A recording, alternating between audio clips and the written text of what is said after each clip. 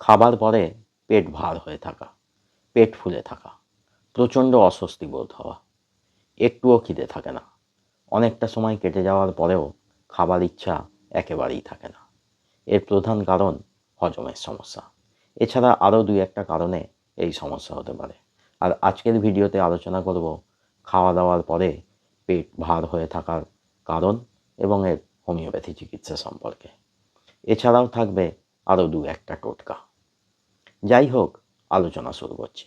নমস্কার, আমি ডাক্তার বিপ্লব কুণ্ডু আপনাদেরকে আরও একবার স্বাগত জানাচ্ছি আমার চ্যানেল দৈনন্দিন জীবনে হোমিওপ্যাথির আর একটা সম্পূর্ণ নতুন ভিডিওতে। আমরা যখন খাই, মুখের মধ্যে যখন খাবার যায়, তখন থেকেই আমাদের শরীর সেই খাবারকে হজম করার কাজ শুরু করে দেয়।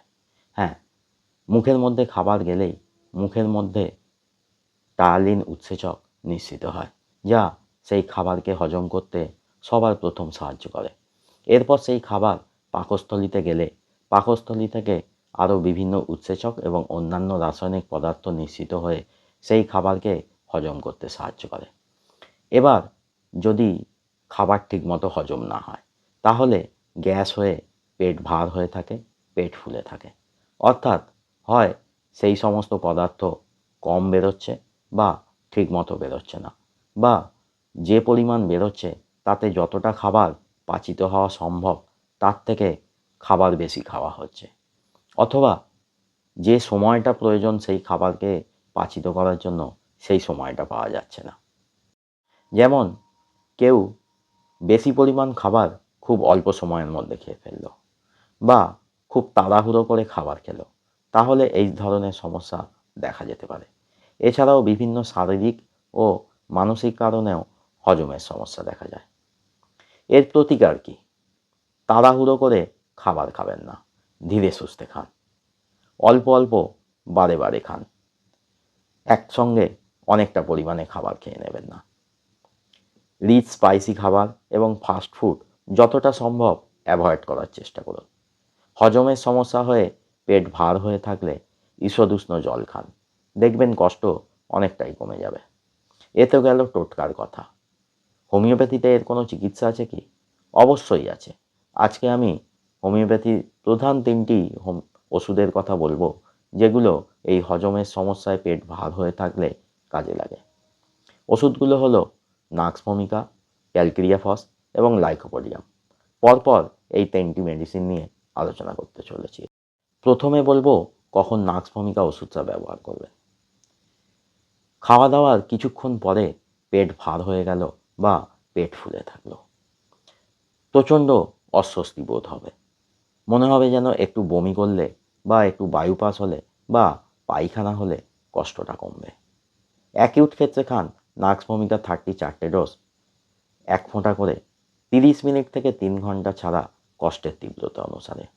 আর এই রকম সমস্যা যদি বারবার হতে থাকে, অর্থাৎ ক্রনিক ক্ষেত্রে, সঙ্গে রুগীর শরীরে যদি শীতবোধ খুব বেশি থাকে, যদি রুগী রিচ স্পাইসি খাবার খেতে খুব বেশি পছন্দ করে, রুগীর অনেক রাত জাগার যদি অভ্যাস থাকে, যদি বিভিন্ন নেশা করার অভ্যাস থাকে, রুগীর রাগ যদি খুব বেশি হয় এবং রাগ যদি সঙ্গে সঙ্গে পড়ে যায়, বিশেষ করে নিজের ভুল বুঝতে পেরে, তাহলে রুগীকে খেতে হবে নাক্স ভমিকা 200 4টে ডোজ, 1 ফোঁটা করে, দিনে 2বার করে 2 দিন, 2 বা 4 সপ্তাহ ছাড়া রিপিট করতে হতে পারে। দ্বিতীয় মেডিসিন ক্যালক্রিয়াফস। খাবার খেতে খেতে বা খাবার খাওয়ার সঙ্গে সঙ্গে পেট ভার হয়ে যাওয়া, পেট ফুলে যাওয়া আর একটুও খেতে না চাওয়া, এর সঙ্গে যদি রুগীর শরীরে গরমে গরম বোধ খুব বেশি হয়, রুগীর শরীরের উপরের অংশে যদি বেশি ঘাম দেয়, যদি রুগী ঠান্ডা খাবার, ডিম এবং স্পাইসি খাবার খেতে খুব বেশি পছন্দ করে, ওই রুগীর মতের অমিল যদি ওই রুগী একেবারেই না সহ্য করতে পারে, তাহলে খেতে হবে অ্যাকিউট ক্ষেত্রে ক্যালক্রিয়াফস 200 4টে ডোজ, 3 থেকে 4 ঘন্টা ছাড়া 1 ফোঁটা করে।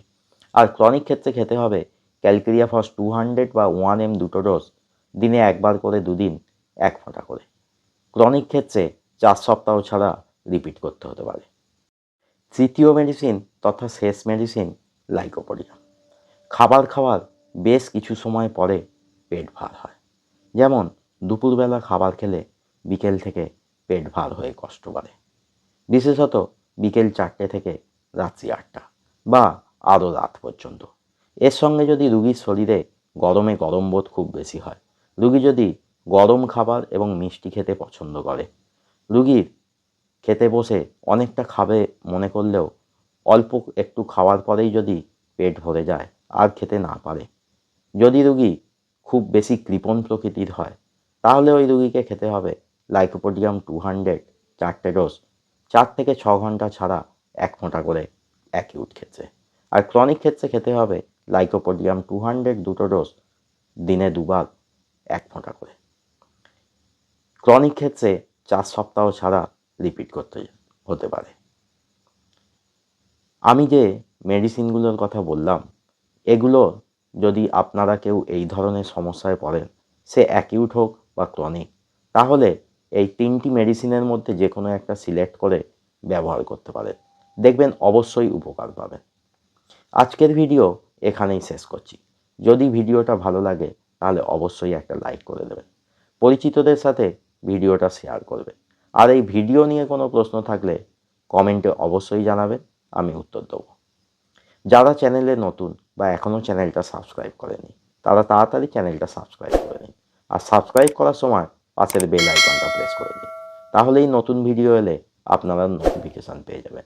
সঙ্গে থাকবেন, ভালো থাকবেন, হোমিওপ্যাথির মাধ্যমে সুস্থ থাকবেন। আবার দেখা হবে আর একটা নতুন ভিডিও নিয়ে।